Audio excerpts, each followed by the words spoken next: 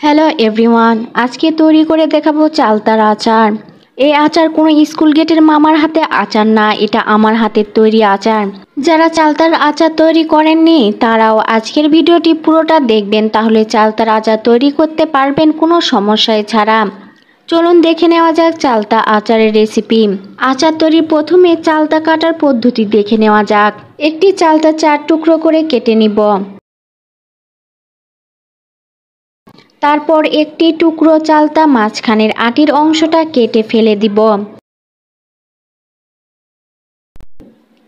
তারপর চালতার খোসা ছিলে নিব। যদি চালতা কচি বা চালতার গায়ে কোনো দাগ না থাকে তাহলে খোসা ছিলার প্রয়োজন নাই, আর চালতার গায়ে দাগ থাকলে তাহলে খোসা ছিলে নেওয়াই ভালো। খোসা ছিলে লম্বা করে চিকন করে টুকরো করে কেটে নিব।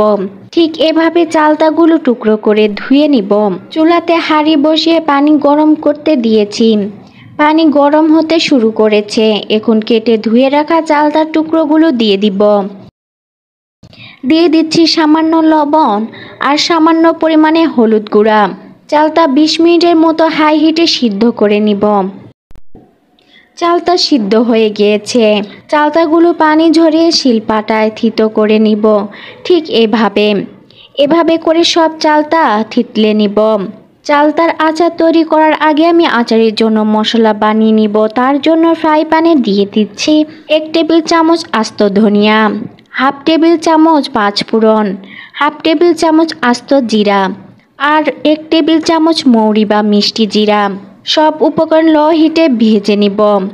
ভাজা হয়ে গেছে, উঠিয়ে রাখবো। আর সেই পানে দিয়ে দিচ্ছি 6টি শুকনো লাল মরিচ। শুকনো মরিচ ভেজে নিব। সব ভাজা মশলা আর শুকনো মরিচ ব্লেন্ড করে গুঁড়ো করে নিব। শুকনো মরিচ ভাজা হয়ে গিয়েছে, নামিয়ে নিব। এবার কাঁচা মশলা তৈরি করে নিব। তার জন্য নিচ্ছি 4টি কাঁচা মরিচ, 4টি বড় রসুনের কোয়া, 4টি আদার স্লাইস আর 1 টেবিল চামচ সাদা সরিষা। সব উপকরণ ব্লেন্ড করে নিব। এবার আচার তৈরি করে নিব। তার জন্য চুলায় কড়াই তুলে দিয়েছি। দিয়ে দিচ্ছি 1/3 কাপ সরিষার তেল। আপনারা এর চেয়েও বেশি তেল দিয়ে তৈরি করতে পারবেন। দিয়ে দিচ্ছি 2টি তেজপাতা মাঝখানে চিড়ে দিয়ে দিচ্ছি। 2 টুকরো দারুচিনি তেলের মাঝে দিয়ে দিচ্ছি। এখন তেলের মাঝে দিয়ে দিচ্ছি ব্লেন্ড করা কাঁচা মশলাগুলো। 1 চা চামচ লাল মরিচের গুঁড়া আর 1/2 চা চামচ হলুদ গুঁড়া দিয়ে দিচ্ছি। সব উপকরণ তেলেতে কষিয়ে নিব যতক্ষণ না মশলার উপর তেল ভেসে না ওঠে। এবার অ্যাড করছি আগে থেকে ভেজে গুঁড়ো করে রাখা মশলা। সব মশলা ভালো করে মিশিয়ে নিব। এই পর্যায়ে অ্যাড করছি সিদ্ধ করে রাখা চালতাগুলো। এখানে আমি 2টি বড় চালতা নিয়েছি। চালতা আর মশলা ভালো করে মিশিয়ে নিব। এখন দিয়ে দিচ্ছি গুঁড়ো করা শুকনো মরিচ। আমি এর অর্ধেকটা দিয়ে দিব। ভালো করে সব মিশিয়ে নিব। দিয়ে দিচ্ছি 1.5 কাপ চিনি। আপনারা চিনির পরিবর্তে আখের গুড় দিয়ে তৈরি করতে পারবেন। সেই ক্ষেত্রে আখের গুড় 1 কাপের মতো লাগবে। চিনি দেওয়ার ফলে আচার অনেকটা পানি বের হবে। এই পানিতে চালতা ভালো করে রান্না করে নিব লো হিটে। দিয়ে দিচ্ছি সামান্য পরিমাণে লবণ। এর আগে চালতা সিদ্ধ করার সময় লবণ দিয়েছি, সেই হিসেবে আপনাকে লবণের পরিমাণ অ্যাডজাস্ট করে দিতে হবে। যতক্ষণ না সব পানি শুকিয়ে না যায় সেই পর্যন্ত চালতা রান্না করে নিব। পানি শুকিয়ে গিয়েছে, নামিয়ে নিব।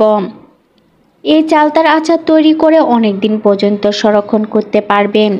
শুধু 15-20 দিন পর পর রোদে দিতে হবে। এই আচার আমি সংরক্ষণের চিন্তা করছি না, কারণ 3-4 দিনের মধ্যেই শেষ হয়ে যাবে। এই আচার এতটাই টেস্টি হয় যে ছেলে থেকে বুড়ো সবাই পছন্দ করে। আজ এই পর্যন্ত।